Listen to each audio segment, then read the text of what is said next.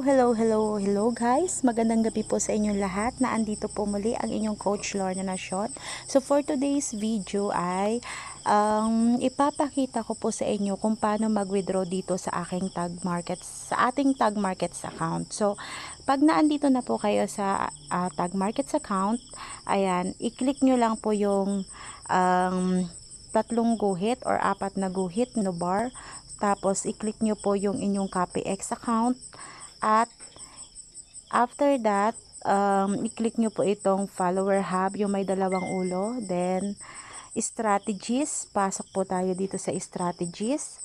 So, ngayon po, nandito tayo sa strategies. Ang gagawin po natin ngayon ay i-withdraw po natin yung ating account income para po ay mailabas natin papuntang GCash. So, ito pong account na to ay meron na po siyang profit na 3.43 US dollar. So, i-withdraw po natin. Yan. Then, completed siya. Then, itong isa po, i-withdraw ulit po natin. Meron din po itong 2.75 dollar. So, ang kagandahan po dito ay, yun nga, wala po tayo masyadong ginagawa, ay pwede po tayong kumita dito sa ating Tag Markets account. So, yun.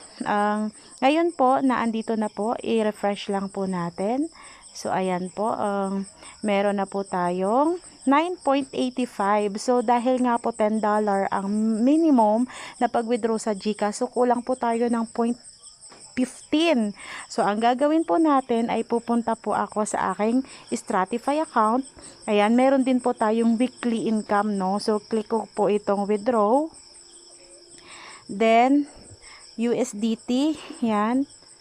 Max na lang natin. Ayan po. Then, click confirm withdrawal. Ayan, confirm withdrawal. At papasok na po yan doon sa ating Tag Markets account. Ayan po, no? So, successfully po siya pumasok. So, ang kagandahan po dito, may income na tayo doon sa Tag Markets. May income pa po tayo dito sa Stratify. So, doon, bumalik po tayo dito. Ayan po. Naandito na po yung atin pong income. Ayan. So, click ulit yung follower hub. Ayan guys, kung nakikita po ninyo, meron na po tayong $10.18. So, ibig sabihin, pwede na po nating i-withdraw through GCash. Ayan po, no? So, $18 ay $10 po yung pwede po nating i-withdraw sa ating GCash. So, pupuntahan ko po yung aking GCash. Ayan. Yung GCash natin. So, kung makikita nyo po dito, ayan.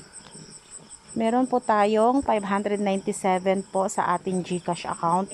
At pupuntahan po natin yung view all para po makita po natin yung GCrypto kasi dito po natin ipapasok yung ating withdrawal. So, kung mapapansin po ninyo dito, may laman po pera yung aking GCrypto. So, ilalagay din po natin yan, i-invest din po natin yan doon. So, ayan po.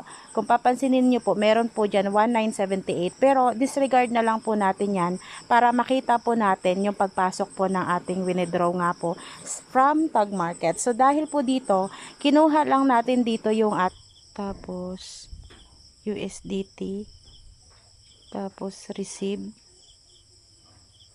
Nandito na muli tayo. Ayan. So, i-withdraw na po natin yung ating income dito sa Tag Market. So, yan po. Pinakita ko na po sa inyo kanina yung ating wallet address kung paano po pagkuha dun sa GCash. So, ngayon, dahil po nakalagay ko na po dito yung aking wallet address, ayan na po siya. So, i-click ko na po ngayon yung withdrawals. Then, click withdrawals. Then, i-input ko lang po yung 10.8. Yun. So, nailagay na nga po natin yung ating amount, minimum amount. So, 10.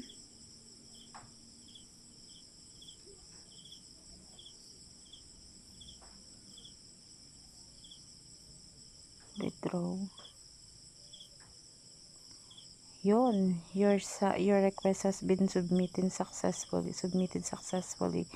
The direct withdrawal is in progress. Ayan. So, antayin po natin to na pumasok sa ating GCash account. So, yun. Titingnan natin dito.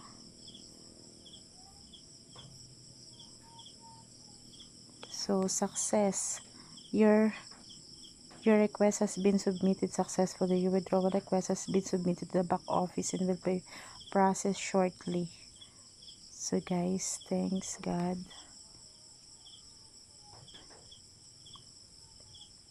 So antayin po natin na pumasok. Ayan, so nawala na po yung $10. So wow. Sabi dito, hello Lorna, great news. We've successfully received your withdrawal request. So ayan guys. Yan, try natin. So aantayin natin yan doon. Pansinin po natin, no, punta tayo sa view all. Ayan, tapos punta po tayo sa Gcrypto. Kasi pumasok na po yung ating withdrawal. Minutes lang na andito na siya sa Gcrypto. Oh my God. Ayan po siya, no. So, naandito na po siya sa ating Gcrypto. Ayan. Meron po kanina ditong 1,978. So, it means pumasok po siya. Ayan, no. Successfully received. Ayan, 8.38 yung atin pong napasok po. Ayan, no. So, 8.38. Ang bilis, guys. Ang bilis ng pasok ng atin pong withdrawal sa From Tag Markets. So, ayan po. Thank you so much. Ayan.